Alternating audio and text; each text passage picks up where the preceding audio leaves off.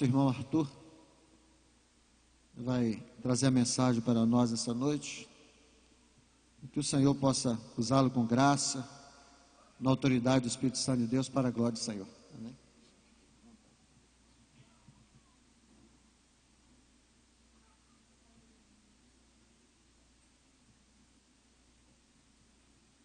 Cumprimento a igreja com a paz do Senhor Jesus Cristo.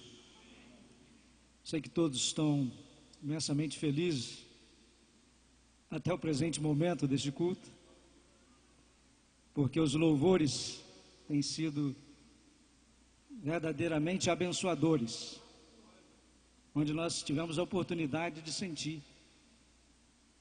que Deus verdadeiramente está nesse lugar.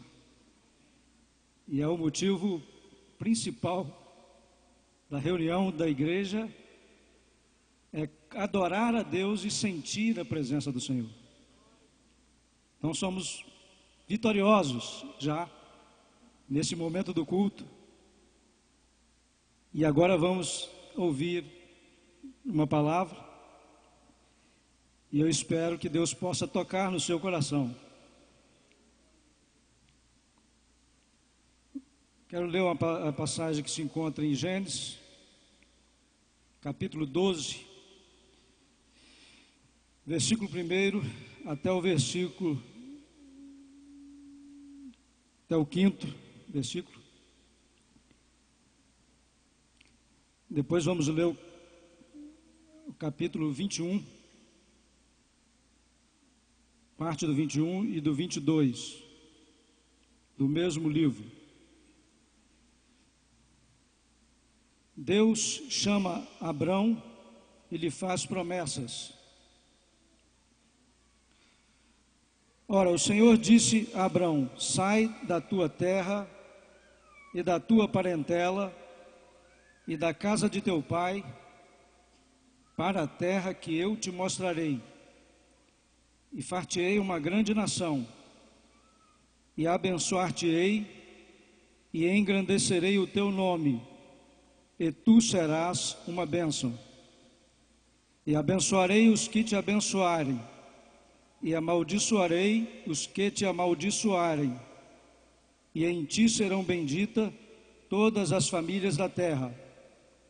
Assim partiu Abrão, como o Senhor lhe tinha dito, e foi Ló com ele, e era Abrão da idade de 75 anos, quando saiu de Harã. E tomou Abrão a Saraí, sua mulher, e a Ló, filho de seu irmão, e toda a sua fazenda, que lhe havia adquirido, e as almas que lhe acrescentaram em Harã, e saíram para irem à terra de Canaã, e vieram à terra de Canaã.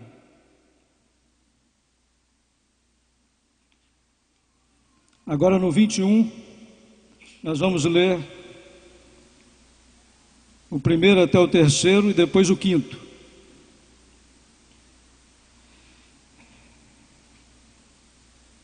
O nascimento de Isaque.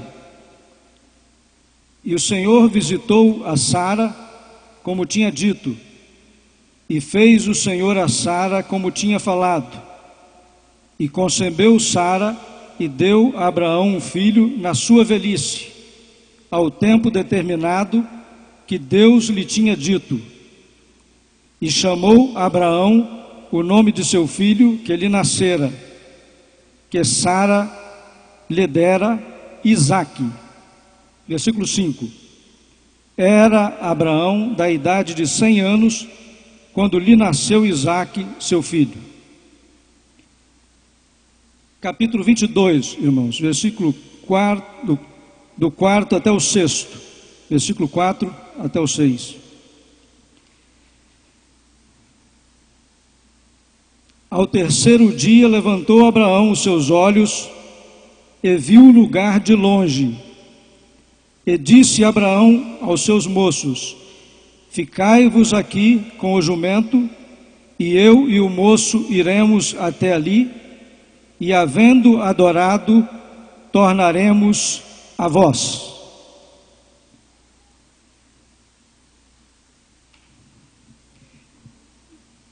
Meus queridos irmãos, a história de Abraão como um homem de fé é uma das histórias mais lindas e comoventes que nós temos em toda a Bíblia. Desde a sua chamada, algo de muito especial. Abraão vivia em Ur, que era uma cidade babilônica, situada na área da Mesopotâmia. E lá ele vivia junto com sua família, com seu pai, Tera, e com seus 2 irmãos, um chamado Arã, e o outro chamado, me fugiu agora a memória do terceiro irmão de Abraão. Mas que esse terceiro irmão, que mais tarde veio a gerar o seu sobrinho, que seria Labão. E nós vemos que a história daquela família ali, em Ur, era uma história talvez diferente da maioria das famílias que existia naquela cidade. E a cidade de Ur não era uma simples cidade, mas era uma das maiores cidades da Babilônia. Uma cidade que certamente tinha de tudo o que podia proporcionar de conforto, de estabilidade, de tranquilidade e de oportunidades para que a família de Abraão ali vivesse e frutificasse, crescesse, multiplicasse. E nessa cidade ele vivia juntamente de sua família. Mas quando nós meditamos na Bíblia, muitas das vezes nós dissociamos certos fatos que está narrado e muitas das vezes não entendemos quando não passamos a meditar dentro de uma situação maior e mais ampla. Porque nós vemos que quando Deus fez o homem, colocou no jardim do Éden Adão e Eva, e quando houve o pecado, eles foram expulsos do jardim, que também é situado nesta mesma região. E quando nós lemos a história do Éden, nós vemos rios que cortavam aquele jardim. Alguns deles já não existem, mas nós vemos o rio Eufrates, que é um rio que perdurou durante muitos séculos, e é um rio muito conhecido dentro da história desta mesma região, da área da Babilônia, a área de Ur dos Caldeus, a área onde vivia a família de Abraão. E quando nós analisamos desde o início de Gênesis, nós vemos que os homens alcançavam 800, 900, Matusalém alcançou a maior longevidade na terra, quase 1000 anos. Mas uma coisa que chama a atenção é que quando você olha as gerações desses homens, você vê muitas das vezes 4, 5, 6 gerações à frente. O que significava que eles viam talvez até tetraneto. E isso ia sempre se repetindo, como às vezes se repete nos dias atuais. Às vezes nós temos pessoas com 90 anos que são capazes de ver 4 gerações, 5 gerações. Aqui nós temos pessoas mais idosas que sabem, já viram filho, viram netos, viram bisnetos, viram tataranetos e assim por diante. E entre Adão até Abraão existiram 20 gerações. Entre Adão e Noé, na época do dilúvio, tinha havido 10 gerações. Adão viveu possivelmente 6 gerações.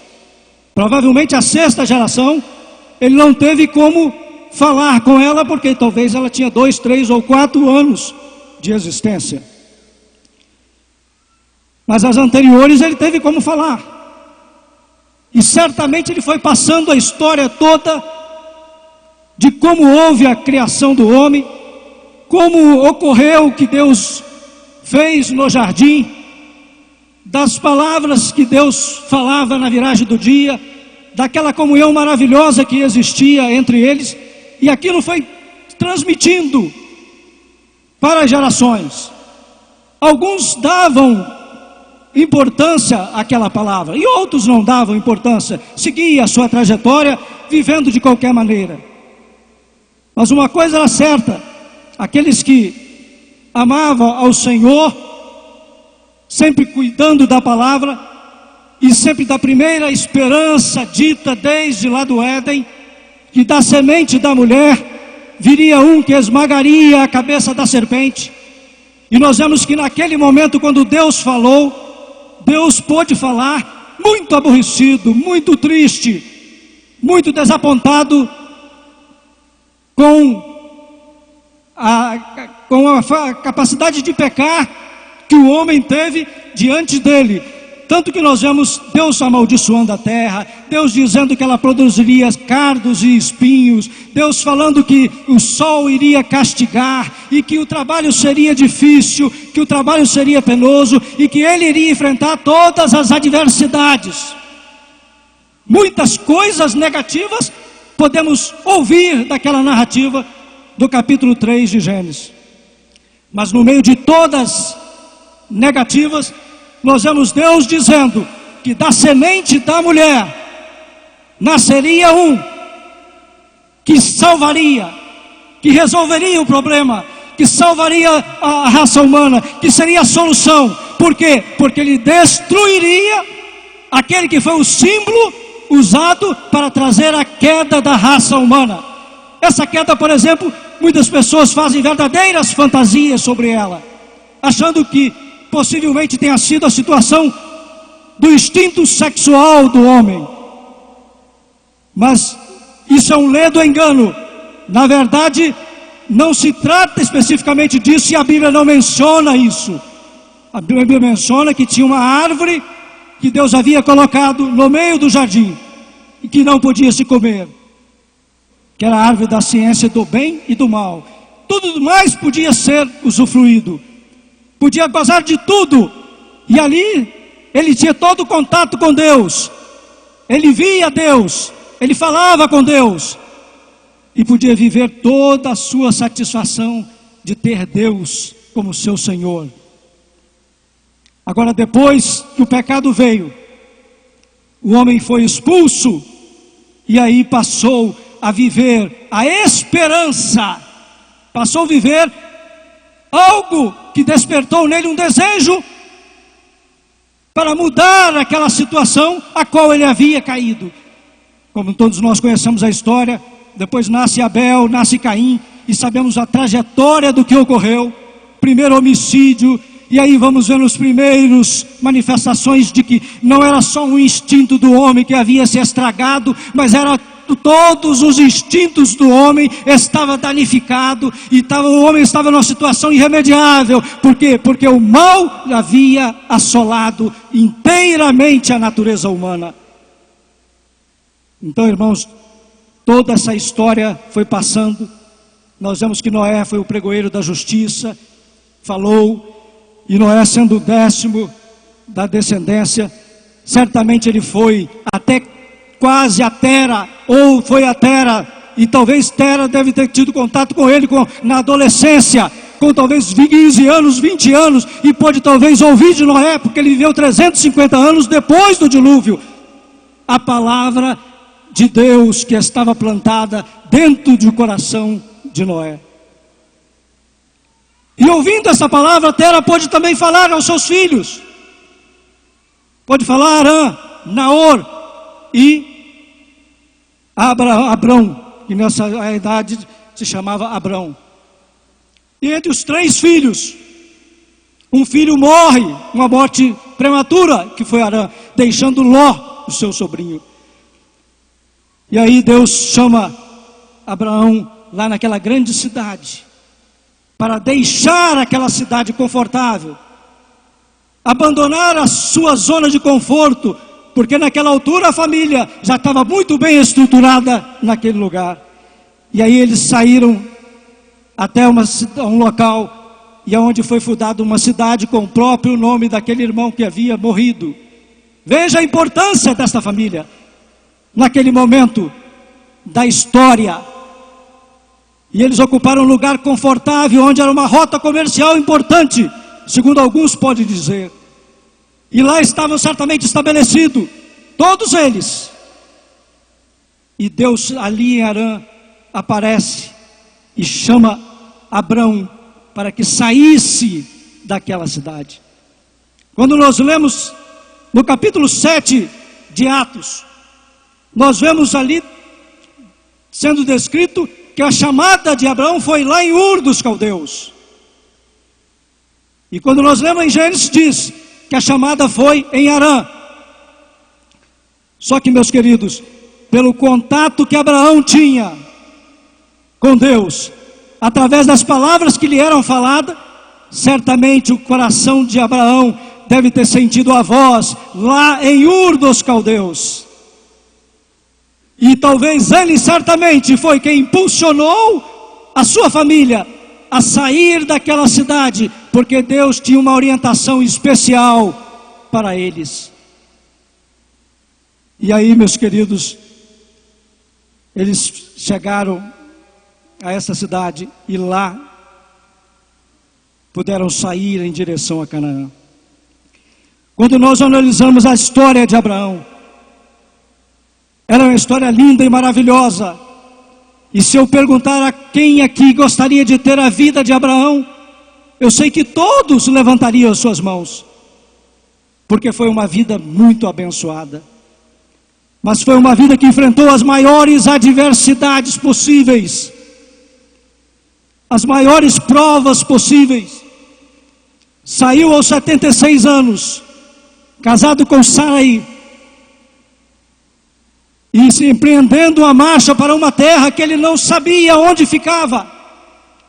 Hoje, se você quer fazer uma viagem daqui para qualquer parte da terra, você é capaz de acionar o Google, como todos os irmãos sabem, pela internet, e aí você sabe a distância, se você sabe quanto tempo de voo leva, você sabe qual é a distância pelas estradas, você sabe quanto vai levar, todos os meios de comunicações que pode te levar até lá, porque evoluímos muito, mas naquele tempo não existia isso.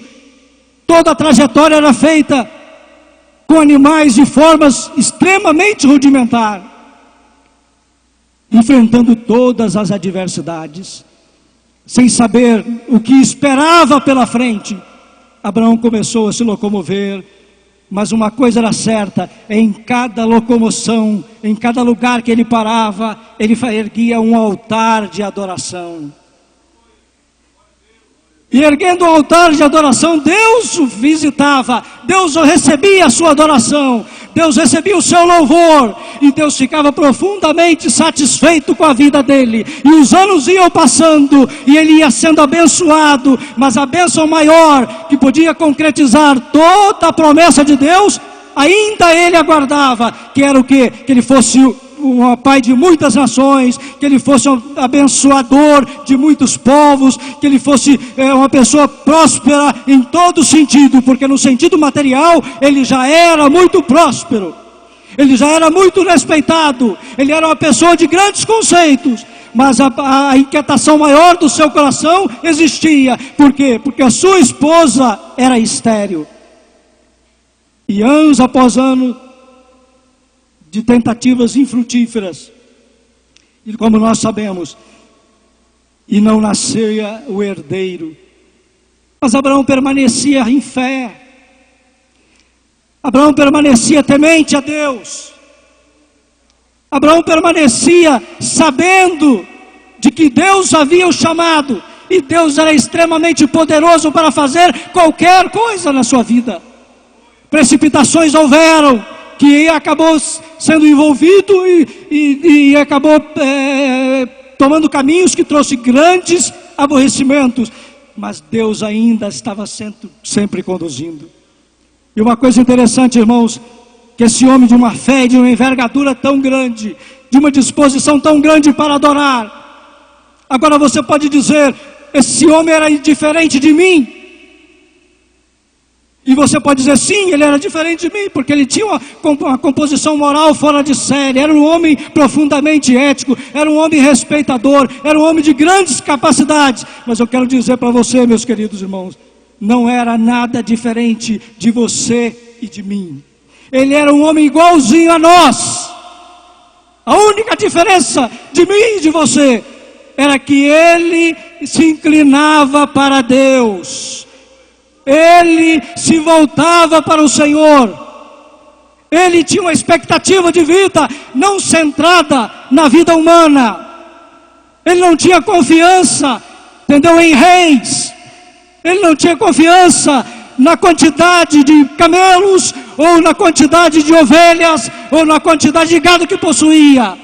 Ele não tinha confiança na quantidade de servos que tinha, porque tinha centenas delas. Ele tinha confiança no Deus verdadeiro, que criou os céus e a terra, o Deus que fez o Éden, o Deus que foi acompanhando o homem até o dilúvio, e era o mesmo Deus que tinha um projeto extraordinário, porque a palavra da primeira promessa, da semente da mulher, viria um que esmagaria a cabeça da serpente. E todos aqueles que ouviram aquela primeira mensagem, a cada criança que nascesse, algo de maravilhoso acontecia, algo de extraordinário passava a ser sentido, e naquela criança era depositada uma grande esperança, naquela criança era depositado algo de muito extraordinário, e ele vivia tudo isto sabendo que Deus era poderoso para confirmar a sua palavra. E os anos passando, já quase com 100 anos de idade, Sara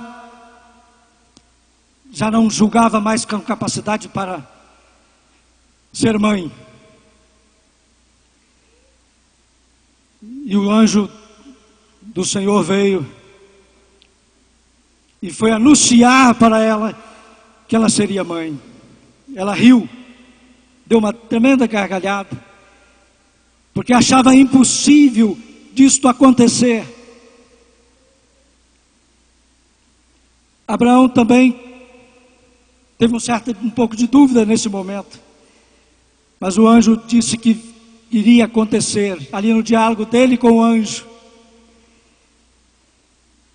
E cerca de 1 ano depois, com 100 anos, a palavra lida mostrou, nasceu Isaque. Era o cumprimento de toda promessa. Podemos imaginar isso, irmãos? Não era só uma promessa de um filho apenas, mas era uma promessa de redenção, era uma promessa de salvação, era uma promessa muito maior do que tudo. E Abraão ficou muito feliz, pôde festejar, pôde se alegrar, e passou a viver o conforto de tudo que ele queria, já tinha acontecido. Passou a viver uma vida cômoda e tranquila, vendo tudo dando certo, tudo indo às mil maravilhas, cumprimento da promessa estabelecido, e ainda crendo que Deus ia fazer mais coisas. E no exato momento que tudo estava tão bom, Deus vai lá e pede a vida de Isaque. E quando Deus faz o pedido da vida de seu filho, ele não duvidou de Deus,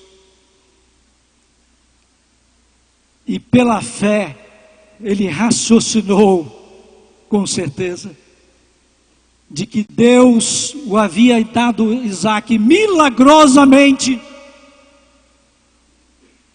e por ter sido obtido por milagres, por providência de Deus, esse Deus merecia confiança.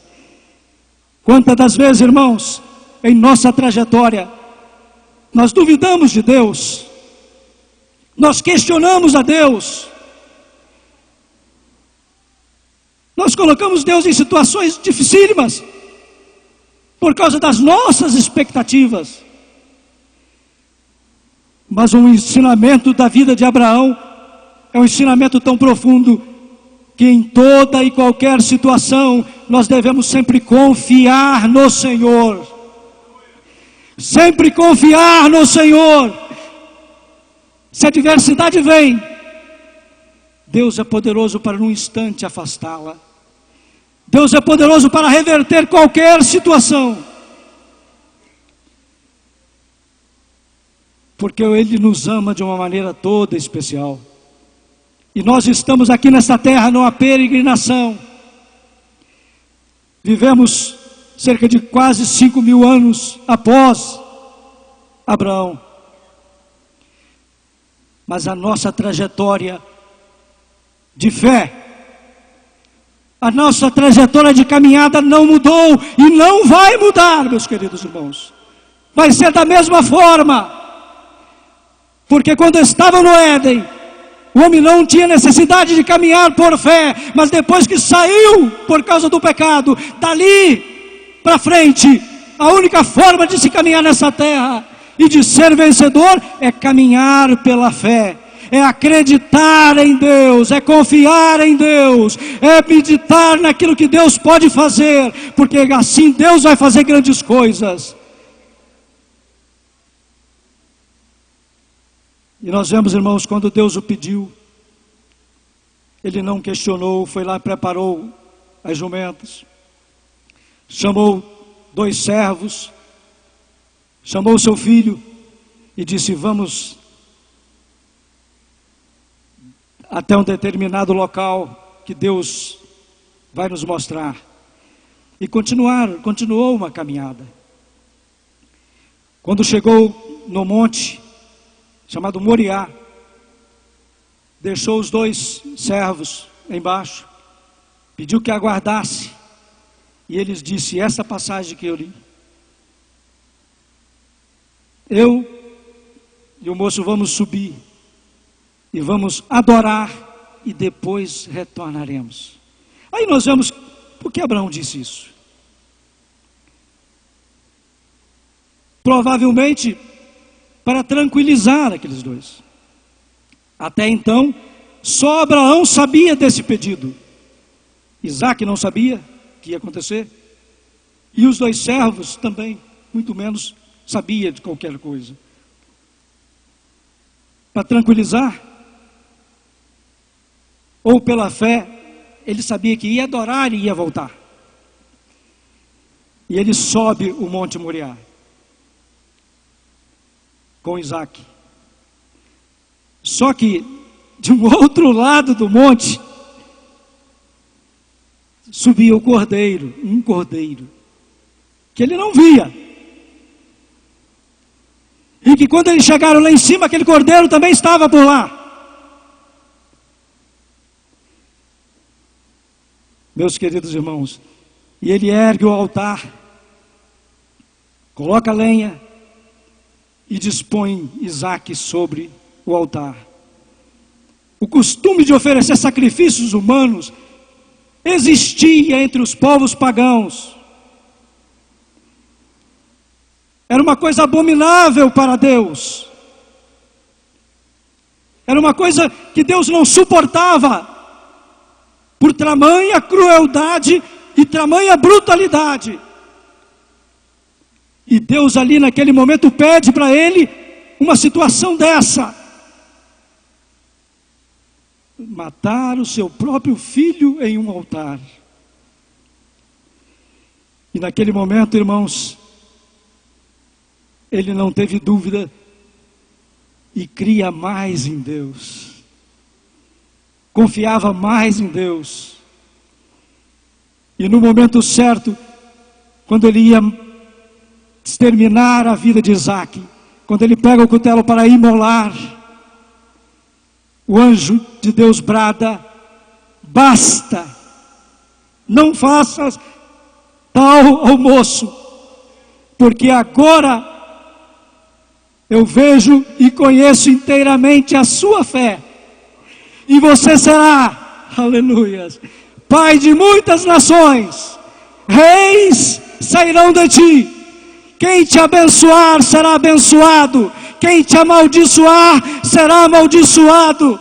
Oh, irmãos, naquela hora, queridos, Abraão pôde cobrar a alegria maior, porque naquele exato momento ele recebia Isaque a segunda vez de Deus. A primeira vez de Deus ele recebeu milagrosamente quando ele nasceu, mas a segunda vez Deus o devolve lá no alto do Moriá, de forma maravilhosa. E aí ele desce na alegria, desce na felicidade, desce na satisfação, desce na adoração, desce do monte no regozijo, desce na alegria mais profunda, de certeza de que Deus é um Deus de verdade, Deus é um Deus extraordinário, e o que Deus havia falado lá no Éden ainda estava valendo para a sua geração, ainda estava valendo para o povo, ainda estava valendo para o seu momento, ainda estava valendo para os seus dias. Da semente da mulher viria um que esmagaria a cabeça da serpente. O mais extraordinário, que aquele outro cordeiro apareceu atrás dele, porque ele fez uma trajetória diferente. Deus o fez com que aquele cordeiro subisse ao monte e estivesse na posição para fazer a substituição de Isaque. Meus amados queridos irmãos, mais tarde nesse mesmo monte, possivelmente, foi erguido parte do templo de Salomão, onde muitas adorações foram feitas ao Senhor. E nesse monte, segundo dizem, foi o monte onde Jesus Cristo, como Cordeiro de Deus, foi crucificado. Para quê? Para a confirmação de toda a palavra falada desde o início. E nós vemos, assim como Isaque procedeu como ovelha muda diante de seu pai no sacrifício, Jesus Cristo também foi como ovelha muda diante dos seus tosqueadores, como Isaías pôde falar. A palavra de Deus, irmãos, é uma palavra que se combina de Gênesis a Apocalipse. E quando nós meditamos nessa palavra, hoje nós temos a alegria de servir esse Deus que tem todo o plano de salvação revelado. Mas na época de Abraão não existia o Velho Testamento. Na época de Abraão não existia o Novo Testamento. Não existia a palavra de Deus que nós conhecemos através das epístolas. Mas mesmo assim, ele enfrentou toda a diversidade. Você gostaria de ser como Abraão? Basta ter fé, basta confiar em Deus, basta saber que Deus se falou, Ele vai cumprir. E nós vemos que em Jesus Cristo nós estamos aguardando a volta gloriosa de Jesus. E enquanto Jesus não vem, a sua igreja está triunfando, a sua igreja está vencendo, a sua igreja está causando grandes coisas por onde ela faz presente, porque Jesus está abençoando, Jesus está salvando, Jesus está preparando um povo de maneira especial. Você faz parte de toda essa história, porque quando Abraão pôde de olhar para os céus, e Deus disse, olha para os céus, e cada estrela brilhava, e quando cada estrela brilhava, ele pôde dizer, assim será a tua descendência. Você já olhou o céu estrelado, meu querido irmão? Como é maravilhoso ver as estrelas. E segundo alguém pode dizer, você consegue contar 5.000 estrelas, depois você não consegue contar mais. Mas existem milhões e bilhões de estrelas. Oh, queridos irmãos, e Deus pode morar para ele assim como a areia da praia. Você também não pode contar os grãos da areia, assim será a sua descendência. E essa descendência somos nós, aleluia, que ainda estamos caminhando pela fé. Por quê? Porque há um propósito específico que nos aguarda. As gerações passam, mas Deus permanece. E permanecendo, Ele vai confirmando a sua palavra, Ele vai confirmando o seu propósito. E todo aquele que acreditar em Deus jamais será decepcionado. Eu jamais encontrei alguém que disse que acreditou em Deus e foi decepcionado. Não, ele podia acreditar em muitas outras coisas, porque acreditar em Deus é jamais ser decepcionado. Nós podemos ver quantos homens de Deus têm se dedicado ao Senhor. Quantos homens de Deus. Nós vemos que essa mesma igreja é uma igreja que tem sido abençoada. E o saudoso pastor Oséias, meu pastor, veio lá do Amazonas para o Espírito Santo, para dar continuidade a esta igreja, e pôde erguer esse templo, e hoje abriga tantas pessoas. Deus hoje tem alargado os templos, hoje temos uma outra área construída do lado, e congregações que têm sido implantadas, porque Deus tem abençoado maravilhosamente.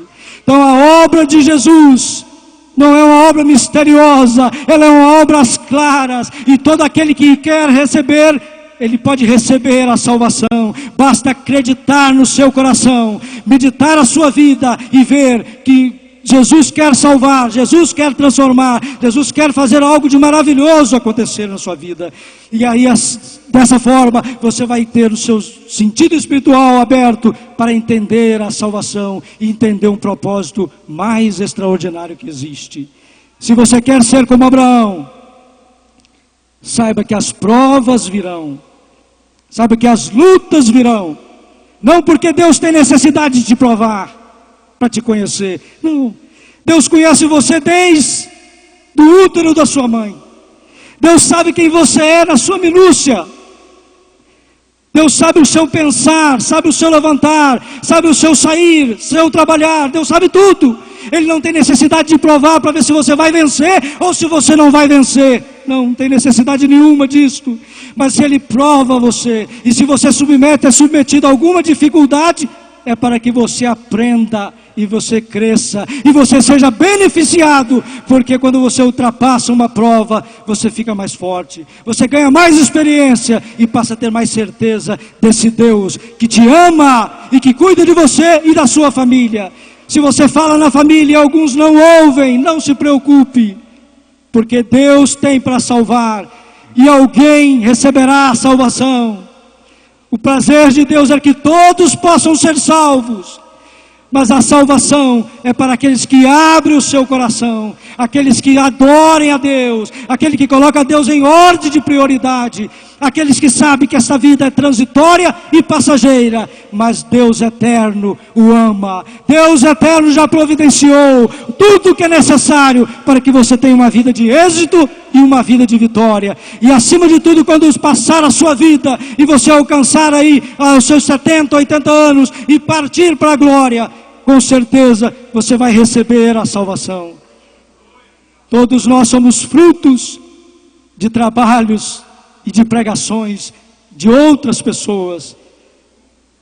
Alguns se converteram aqui e outros se converteram em outros lugares, mas todos nós somos frutos de uma salvação gloriosa pregada por Jesus. Então que você possa meditar que a palavra de Deus é uma só e ela tem se cumprido plenamente em Jesus Cristo e que Ele quer salvar a sua vida. Amém. Face é um refletor de glória, o céu derrama glória, porque a igreja vem arrebentando com as portas do inferno, com barulho de milagre levantando um exército de vidas. É a igreja santa, aqui perseguida.